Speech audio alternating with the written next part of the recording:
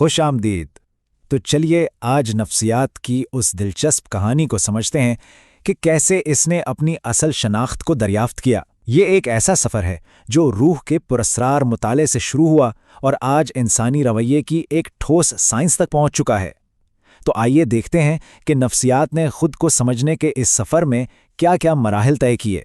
تو سب سے پہلا اور شاید سب سے بڑا سوال، آخر یہ نفسیات یعنی سائیکالوجی ہے کیا؟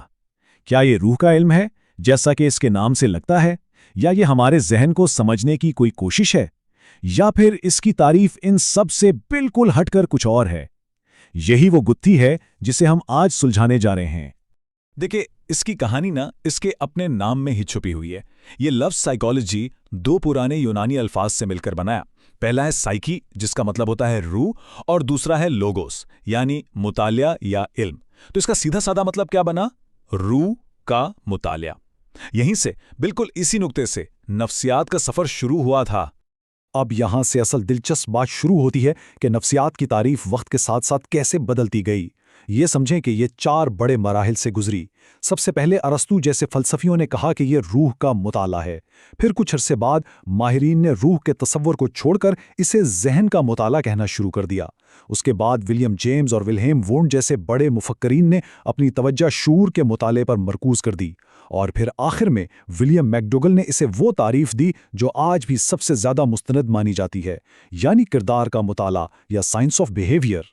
اور اس پورے سفر کو ماہر نفسیات ووڈ ورتھ نے کیا خوب ایک جملے میں سمیٹ دیا ہے۔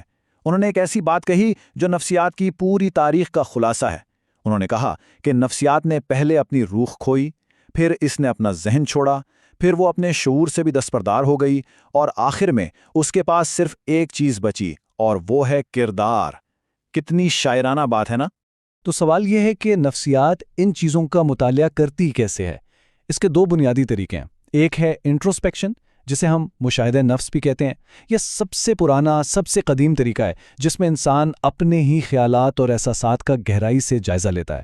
اور اس کے بالکل دوسری طرف ہے جدید تجرباتی طریقہ، جو پوری طرح سائنسی ہے۔ اس کے لیے باقاعدہ لیبارٹری میں تجربات ہوتے ہیں، اور تاریخ کی سب سے پہلی نفسیاتی لیب 1879 میں ولہیم وانٹ نے قائم کی تھی۔ اسی لیب نے نفسیات کو ایک فلسفے سے نکال کر ایک ٹھوس سائنس کی شکل دی۔ چلیں، اب تک ہم نے نفسیات کے اس سفر کی کہانی سنی۔ اب وقت ہے ایک چھوٹی سی ذہنی ورزش کا۔ دیکھتے ہیں کہ اس سفر کے اہم سنگ میل ہمیں کتنے یاد رہیں۔ تو یہ رہے پہلے 2 سوالات، بالکل بنیادی۔ ذرا یاد کرنے کی کوشش کریں کہ سائیکالوجی کا لفظی مطلب کیا بنتا ہے اور اس کی سب سے پہلی تعریف کیا تھی؟ جی ہاں، جوابات ہیں: پہلا سائیکے یعنی روح اور لوگوز یعنی مطالعہ، اور دوسرا ارسطو نے اسے روح کا مطالعہ کہا تھا۔ یہیں سے تو ساری بات شروع ہوئی تھی۔ ٹھیک ہے، اب تھوڑا آگے بڑھتے ہیں۔ نفسیات کی آج کی یعنی جدید تعریف کیا ہے، اور وہ مشہور جملہ کون سا ہے جو اس کی پوری تاریخ کا نچوڑ بیان کرتا ہے؟ بالکل صحیح، آج نفسیات کو کردار کی سائنس مانا جاتا ہے، اور ووڈ ورتھ کا وہ مشہور قول اس پوری تبدیلی کو بہترین طریقے سے بیان کرتا ہے۔ اب بات کرتے ہیں طریقوں کی۔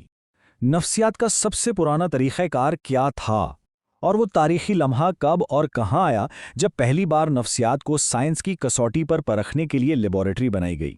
جوابات بالکل واضح ہیں۔ سب سے پرانا طریقہ انٹروسپیکشن یا اپنے اندر جھانکنا ہے، اور پہلی لیب 1879 میں جرمنی کے شہر لیپزگ میں ولہیم وانٹ نے قائم کی، جس نے نفسیات کو ہمیشہ کے لیے بدل دیا۔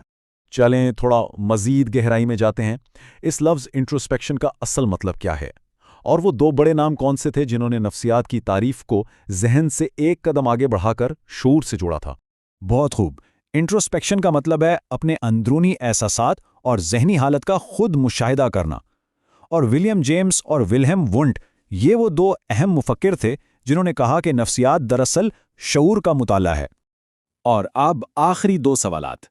ایک سائنسی تجربے میں کون سے 2 کردار سب سے اہم ہوتے ہیں؟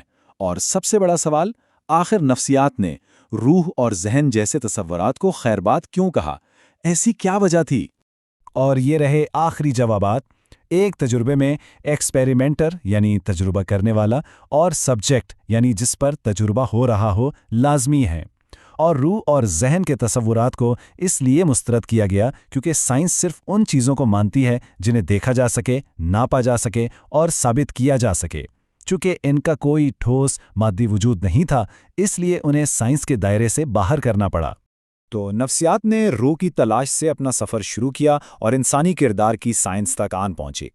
इस सारी कहानी का सबसे अहम सवाल हमारे लिए ये है कि अगर नफ्सियात अब हमारे रवैये का मुताला है, तो हमारा अपना रोज़मर्रा का रवैया, हमारे फैसले, हमारी आदतें, हमारे रद्द-ए-अमल, ये सब खुद हमारी ज़ात के बारे में कौन से राज खोलते हैं? इस पर सोचना तो बनता है।